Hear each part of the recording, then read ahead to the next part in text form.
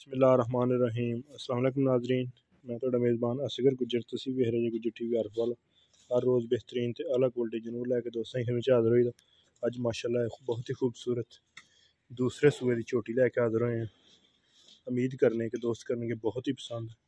Video पसंद आती like share ते माशाल्लाह दे कमेंट ये ज़रूर दोस्तों ने करने।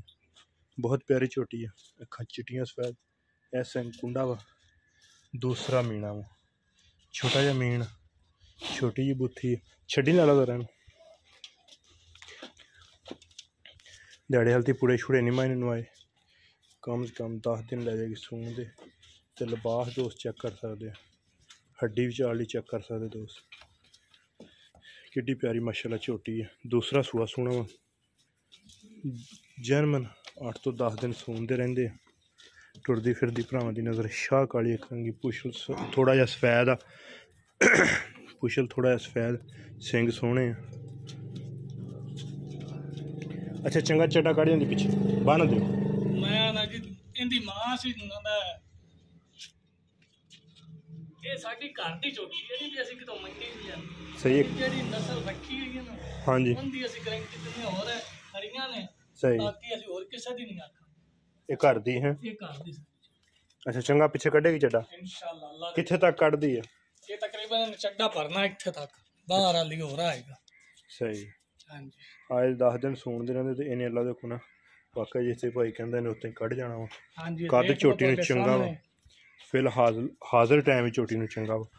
ते एदी फाइनल ते मकूल दी इक्को ही डिमांड आ भाई हुणे दे 3 लाख रुपया इंजी ना। हां जी 3.5 चलो 3.5 दा मुल सी ना 3 लाख रुपये की भाई हुणे आंदे भी जिहदे दिल होवे फाइनल वो आके झोटी चेक कर सके पिछला पटा दोस्त चेक कर सकते झोटी का किड्डा प्यारा वा 3 लाख रुपये की फाइनल डिमांड अलग अलग बोल। अच्छा पहले ने कितना दुध कर दी देंदी रही पहले तकरीबन पहले सी उस साल देंदी रही एक टाइम दा 3.5 किलो 3.5 किलो केड़े थणा च अगला पिछले च हां जी के पिछले च ये जी मुकम्मल 3.5 किलो दूध भी 3.5 किलो हाँ तकरीबन 2 टाइम दा 7 किलो सी अगला तो पिछला चोके हां जी 2 थण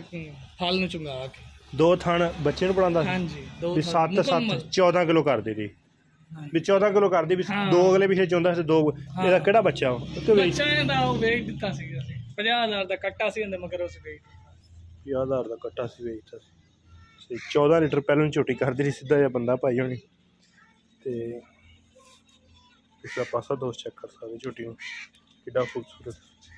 पुछल बिल्कुल बरीक धागे रही दूसरा सूआ सोना बिल्कुल मुनासिब ते मकूल डिमांड 3 लाख रुपये। अगर किसी भी दोस्त को पसंद आती रबता कर लेना रबता नंबर 0300 567 2354 व्हाट्सएप ते कॉल नंबर लोकेशन तहसील हरवाला